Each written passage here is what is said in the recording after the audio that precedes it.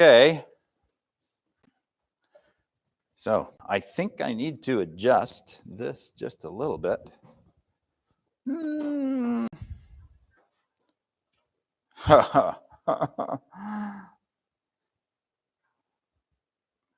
we go. All right. Perfect. So we are going to look at the derivative and differentiability. So if you've done the preamble, which I know some of you have, you are already going to have an idea of what the derivative of a function is. The derivative tells you the slope of the function for any value of x. We are going to look at three specific examples, and you will notice that these three functions, f, g, and h, are different kinds of functions. This is just a standard polynomial. It's a quadratic. This is a reciprocal function, and this is a, oh, wow, that's like a quotient. I got overly ambitious with this one. Let's just do a function that contains a radical here. Oh, not a radical with a, not a radical that's a reciprocal at the same time. So there's algebraic techniques for dealing with these, and we'll take with them. There are also patterns that emerge, and we will come to understand these. We're going to look at the first principles derivative of these functions and talk about some of the implications and really quickly talk about differentiability at a point. Okay, so we want to find the slope function to f at x equals x squared plus 2x plus 1. In other words, the function that will tell us the slope for any value of x. So we plug it into our difference quotient. And it doesn't hurt just to rewrite it. All it is delta y over delta x. Okay. So this is the limit as h goes to 0. So f at x plus h, everywhere I see an x, I'm putting in an x plus h. 2, and there's an x here, so I'm going to put an x plus h here. Plus 1. Subtract, and now I'm going to subtract this entire expression, which is x squared plus 2x plus 1. And then, look at me, I have a ruler. And then we divide that all by h. Okay, so we're going to be looking at these ones that involve power rules. The method that we use here is to sort of expand and simplify this top part. So limit as h goes to 0 of x plus h squared is x squared plus 2xh plus h squared plus 2x plus 2h plus 1 minus. Now I'll tell you what, I'm going to just simplify this. This is minus x squared minus 2x minus 1. And this is all divided by h. Watch the next step, people. Watch and learn, because this is where the miracle happens. We are about to look at the miracle of calculus. By the way, don't forget to put this limit h going to 0 thing here, because I always forget to do it. So will you. Okay, and I can't do this yet because I still have an h on the bottom that's just going to wreck things. Look at these x squareds. Oh my goodness, they disappear. Look at these 2 x's. Oh yeah, look at these 2 x's. So this should have been a 2h here. I'm surprised there were no YouTube comments that about that 2h there. And look at these 1s. They disappear as well. Okay, here we go. Now we're left with 2xh plus h squared plus 2h. And then that's it. Look, the rest of it all disappeared. That is amazing. Okay. And this is still divided by h. Now, when I'm looking at this, I see that there's a common factor in the top, and it is an h. There is an h on the bottom. So let's see what we can do to fix this. So there's an h in all of those. I'm going to factor it out so that nothing untoward happens. All over h. But this is what I was actually after all along. I can kind of cancel that out. Okay, so I'm taking the limit as h goes to 0. I know that h is always going to be the same. This is going to cancel out. That's going to be to 1. I am now ready to put in my limit. And look, I didn't even use up all my board space. Limit as h goes to 0 of 2x plus h plus 2 I don't have a denominator anymore, so I can just dump my limit in, and the derivative is 2x plus 2. Okay? So if I asked you the question, what is the tangent slope to x squared plus 2x plus 1 when x equals, I don't know, give me a number. 3. Oh, excellent choice. Well, that's easy. It is equal to, so the slope is going to be equal to 2 times 3 plus 1. It's going to be equal to 7. The derivative tells me the slope of the tangent to the original curve for any value of x. Okay? And this is the function that does that. As we push on in the course, we're going to see all kinds of little patterns that emerge, and prepare to be amazed. All right, notice that these get hideously long. Okay, same thing, g at x. So the derivative, here symbolized as g primed at x, is equal to g at x plus h minus g at x all over h, and of course, there we go, limit as h goes to 0 of that. So the difference quotient of, the difference quotient with the limit of h going to 0. Okay, everywhere I see an x over here, I'm going to plug in an x plus h to do this g at x plus h thing, so that becomes x plus h plus 3 minus g at x, which is just x plus 3. And this is all over h. And look at what I forgot to do. You too, it'll happen to you. I can guarantee it. Okay. All right, look, a fraction on top. What do we need when we're subtracting fractions? Common denominator. Okay, common denominator, we're just going to go with we don't have to go through all the least common multiples. Don't forget to do this. It's just going to be x plus h plus 3 times x plus 3. We're just going to multiply them together. You can do that. Sometimes you get in trouble. Okay. To obtain this common denominator with this part of the expression, I had to multiply 1 by x plus 3. Okay, so I multiplied top and bottom by x plus 3. That gives me an x plus 3 there. Okay, to get this common denominator from this, I had to multiply top and bottom by x plus h plus 3. Okay, I hope that wasn't too much of a leap. Oh, I can tell my YouTube audience says, yeah, that was too much of a leap. Okay, I'm going to multiply this one top and bottom by x plus h plus 3. And I'm going to multiply this one top and bottom by x plus 3. Where's the h? It's right. Oh, okay. No, it's right here, of course. The h that everything is over is right there. Thank you, YouTube audience, for pointing out that we weren't quite done. Okay. All those quizzical looks. All right. Oh, still can't do anything. Look at that miserable h under there, ruining our fun. We're going to not conveniently ignore it so that it goes away. We are going to find a way of incorporating it as part of the solution. Okay. Oh, I probably got a little excited there because I'm running out of room. Okay. X minus x is nothing. 3 minus 3 is nothing. All I'm left with up here on the top is a negative h by the time I simplify this. Okay.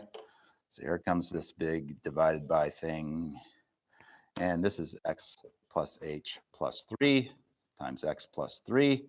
And if you were saying, yeah, but this whole thing is over h, you were right. It's divided by h. Wow. That is like a delicious sandwich of calculus right there. 2 of them are bread, starchy bread, only adding to our calories, making us look a little heavier on YouTube. And so let's fix this. So in the words of a famous poet laureate, h over all this over h is the same thing. And so be ready for this. This is the same thing as doing this. Okay, so you want to do this. Instead of dividing by h, I'm going to multiply by 1 over h. And this is a negative h over. And by the way, if these look like n's, they're not. They're h's. X plus h plus 3 over x plus 3. There we go. Look it. H. We are not forgetting about you. We're just conveniently making you go away. So that's h divided by negative h divided by h is negative 1. So this becomes limit as h goes to 0 of negative 1 over x plus h plus 3 over x plus 3. Now I am ready to get rid of the h problem, because look, if that's 0, this just becomes limit as h goes to 0 of negative 1 over x plus 3 times x plus 3, which I could just write as, oops, sorry, I dumped my limit in there. I got so anxious that I was going to forget to do that. I remembered to do it extra. Okay, so this becomes 1 over x plus 3 squared. There we go. That is a first principles derivative of a rational function, okay? The key is the common denominator. That's what you do if you're asked to do a first principles derivative. Okay. Next, h at x. Once again, we're going to pump this into the difference quotient. And I'm just realizing that h at x is, well, that was a bad name for that. Let's call it u at x, because we're using an h already. It's just going to get potentially confusing. All right, as soon as you see that radical, you say, hey, I remember something from unit 1 about the conjugate. So if you're thinking that right now, good for you. So u primed at x is equal to the limit as h goes to 0 of u at x plus h minus u at x all over h. Okay. So everywhere I see an x here, I'm going to put an x plus h in instead. I'm not going to forget to do the limit, and I'm not going to do it too many times this time. Okay, so this is x plus h plus 1. Yeah, there we go. Minus just x plus 1. And this is all over h. I'm going to use a ruler this time. Use it 50% of the time, so it becomes sort of an uncertainty principle thing. All right. Can't fix this anyway that I can see. Still h being divided by 0. So any ideas what I should do? YouTube, what should I do?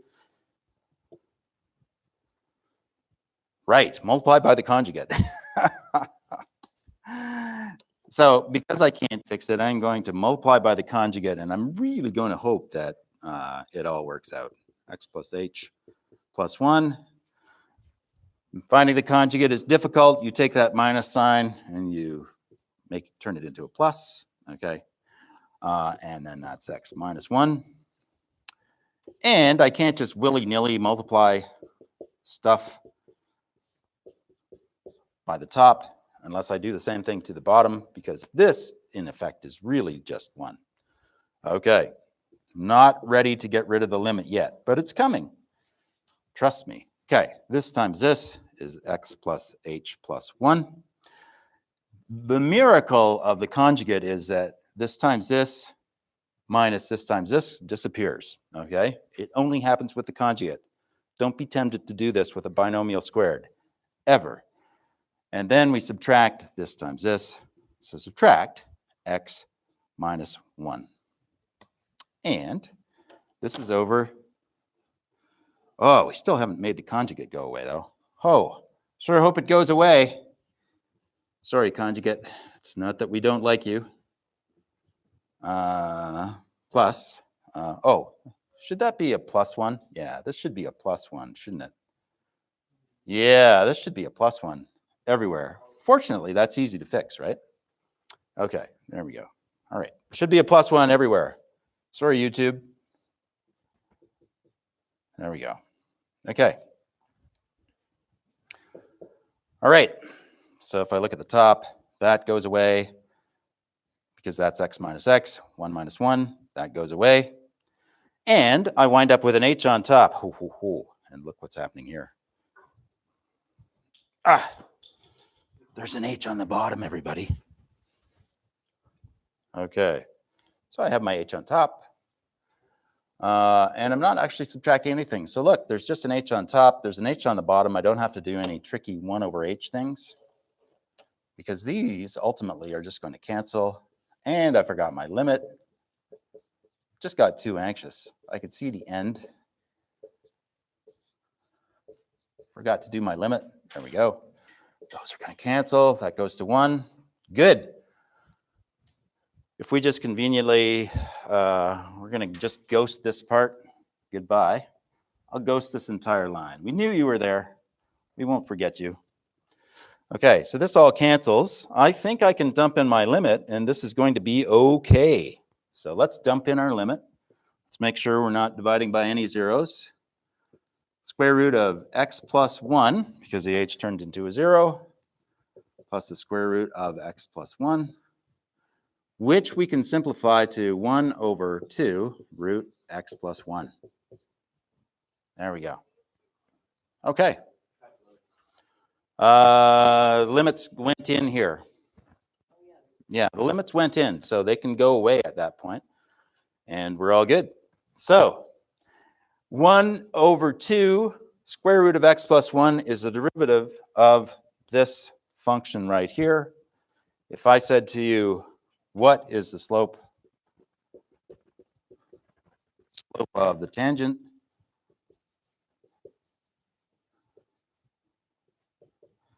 to u of x when x equals 8,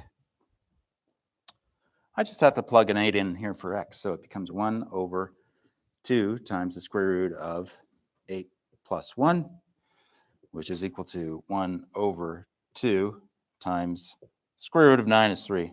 So it would be 1 over 6. There we go. And if you check the preamble, there's some talk about what it takes to make something differentiable, okay? And there are some examples of things that are not differentiable at a particular point.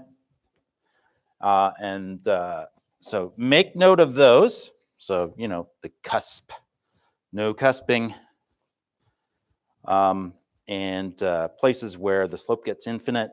So at particular points, you can't take the derivative, okay? Derivative from the left has to equal derivative from the right. So if I have a cusp, so this one, even though it looks like maybe it's a piecewise function,